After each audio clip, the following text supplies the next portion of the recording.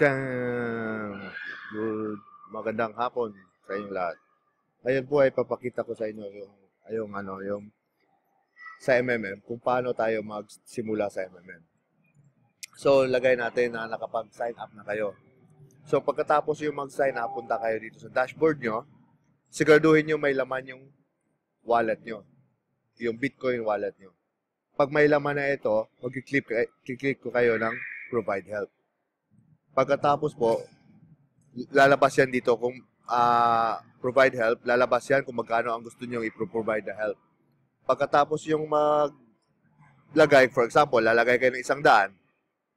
So, ilagay nyo doon 100 na help. Pagkatapos, lalabas yan dito sa gilid kung magkano. Hihintayin nyo lang po na may mag-match siya. So, ang system, maghahanap siya kung may nag-get help din. So, eto ngayon, kahapon ako ng isang 100. So, ngayon may siya na nag-match siya $10. So, babayaran ko ito. So, i-click ko siya. So, ganito lang po yun. Pag-click ko, kakapihin ko yung Bitcoin address niya. So, kakapihin natin yung Bitcoin address niya. Ganito po yung pagsisimula niya talaga. Copy mo siya. Tapos, pupunta ka sa wallet mo. Punta ka sa send money. So, ipipaste mo yung address niya dito. So, kung magkano yung so $10. So, ito yung kukopyahin nyo. Kukopyahin nyo siya kung magkano BTC. Huwag itong dollars ang kukopyahin nyo kasi magsusobra yung papadala nyo. Ito talaga ang kukopyahin nyo. Tapos, ipipaste nyo siya dito.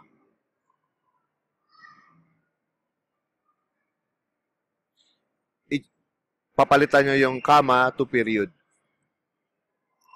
So, kahit $10 yung niya, pero bumaba kasi siya ngayon. So, ito na yung i-send natin. So, send payment po. Ayun na, nag-send na yung payment niya. Punta kayo sa transactions. I-click nyo po yung transactions niya.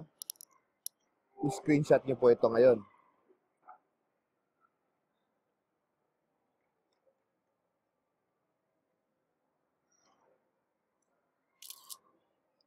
Pagkatapos ng screenshot, i-click nyo po ang consent to make payment. Tapos so, completed this payment. So, iba-browse nyo yung kinuna nyo ng transaction nyo. So, ipo-post nyo. Tapos, magsusulat kayo ng letter. Dear friend, Bitcoin has been sent. Please confirm. Thank you. Tapos, click nyo ang next.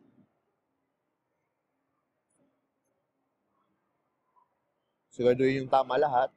Click nyo ang next.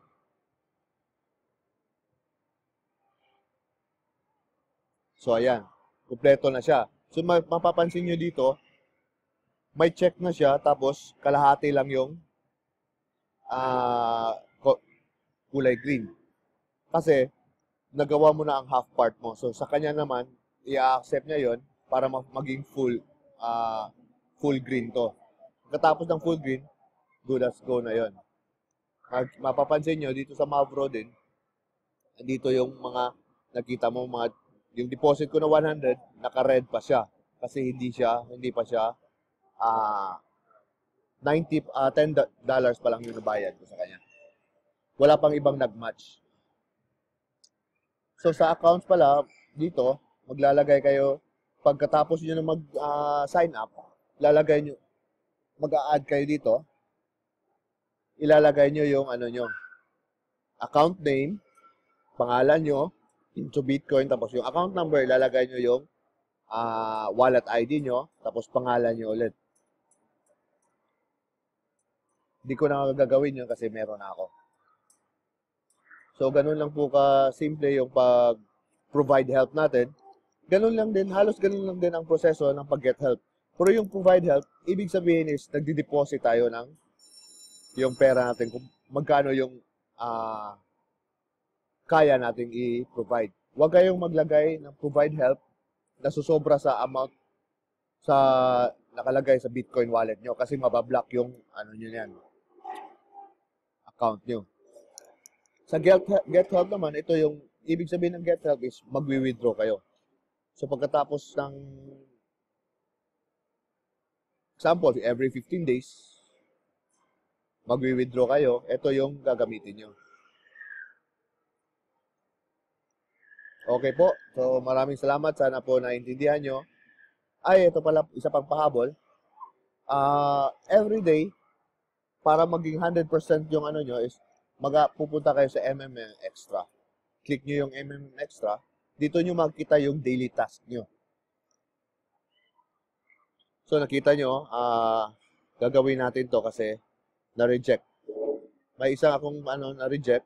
So, i-show natin siya.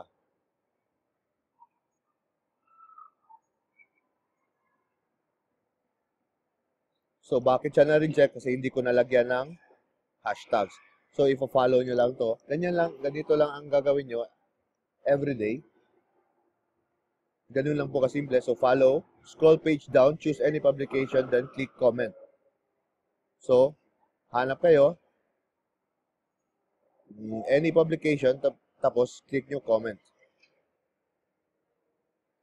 Hanap tayo dito ng mga, ito, tungkol sa MMM.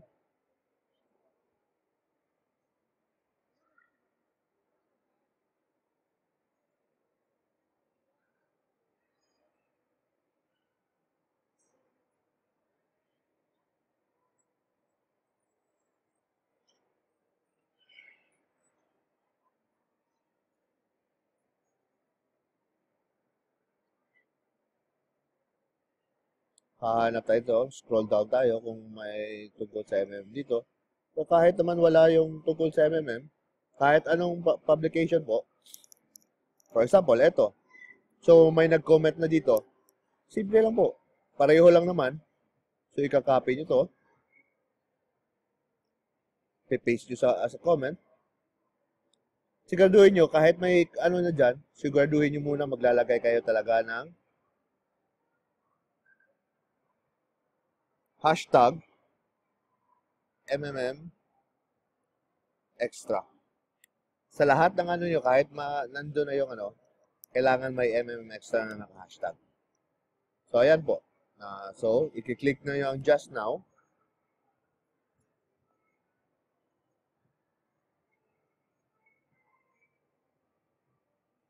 So, ito na yung niya.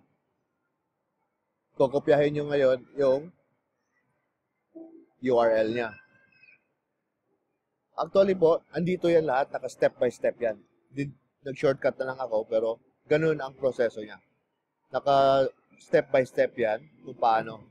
So ngayon, kinopya ko na yung URL niya, ipipaste ko siya dito.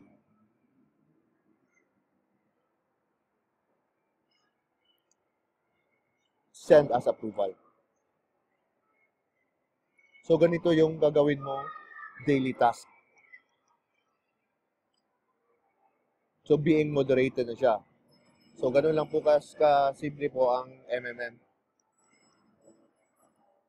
Extra or MMM Global. Maraming salamat po at sana naintindihan nyo yung konting paliwanag ko. Maraming salamat.